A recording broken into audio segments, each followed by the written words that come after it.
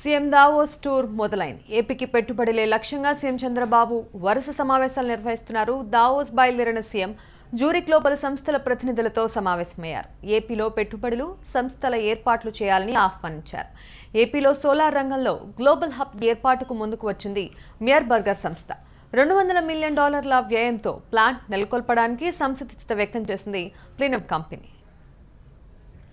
ఇదే విషయంపై మరింత సమాచారం రిపోర్టర్ ప్రసన్న అడిగి తెలుసుకుందాం. ప్రసన్న, సీఎం దావోస్ టూర్ మొదలైన నేపథ్యంలో ఏ కంపెనీలతో వారు మద్దతు ప్రకటించినట్టు తెలుస్తోంది? పెట్టుబడులకు ముందుకొచ్చిన కంపెనీల వివరాలు ఏ విధంగా ఉన్నాయి?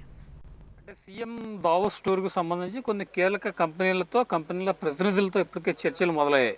మనం వైజాగ్లో 2 రోజుల పాటు సిఏఏ సదస్సు జరిగింది. ఆ సదస్సులో ఏపీకి కొన్ని కంపెనీలకి మధ్య అనేక విషయాలకు సంబంధించి ఎంఓయూ కుదుర్చుకున్నాయి.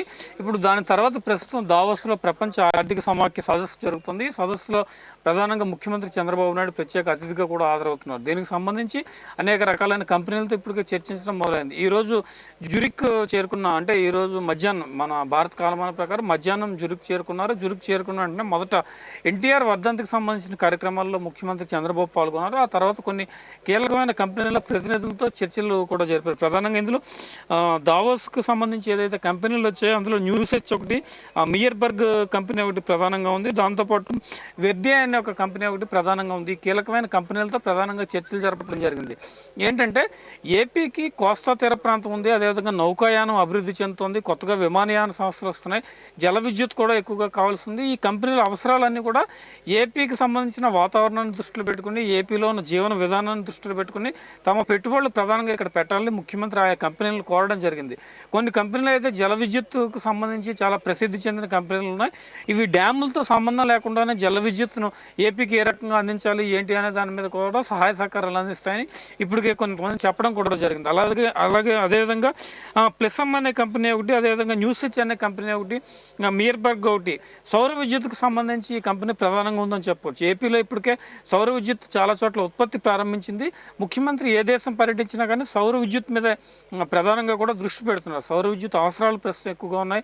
ఏపీలో పరిశ్రమలకి సౌర విద్యుత్ కావాల్సిన అవసరం కూడా ఎక్కువగా ఉంది. ఈ కంపెనీల అవసరాలన్నింటినీ దృష్టిలో పెట్టుకుని ప్రధానంగా ఆ కంపెనీల ప్రతినిధులతో మాట్లాడటం కూడా జరుగుతుంది. కొన్ని కీలకమైన కంపెనీల ప్రతినిధులతో సమావేశాలు ఇప్పటికే ప్రారంభమయ్యాయి.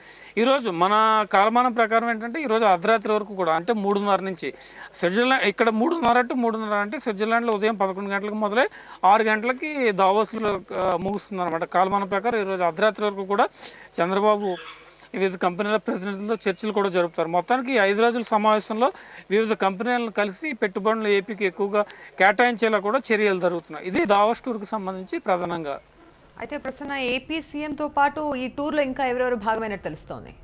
సీఎంతో పాటు ఉన్నతాధికారులు ఉన్నారు, అదేవిధంగా ఆర్థిక మంత్రి యనమల రామకృష్ణ ఉన్నారు, మీడియా సలహాదారు పరకాల ప్రభాకర్ ఉన్నారు. ప్రధానంగా ఏంటంటే ఉన్నతాధికారులు కూడా సీఎం ప్రతి టూర్లో ఉంటున్నారు. ఈ టూర్లో కూడా ప్రపంచ ఆర్థిక సదస్సు కాబట్టి ఈ సదస్సులో కొన్ని కీలకమైన నిర్ణయాలు తీసుకోవడం జరుగుతుంది కాబట్టి ఉన్నతాధికారులు కూడా ముందు నుంచి ఉన్నారు. ఇప్పటికే ఆర్థిక శాఖ మంత్రి యనమల రామకృష్ణ కూడా కొన్ని కంపెనీల ప్రతినిధులతో చర్చలు కూడా జరిపారు. మొత్తం 9 మంది సభ్యుల బృందం దావోస్ పర్యటనలో ఉంది. 4 రోజుల పాటు వీళ్ళంతా కూడా దావోస్లో పర్యటిస్తారు.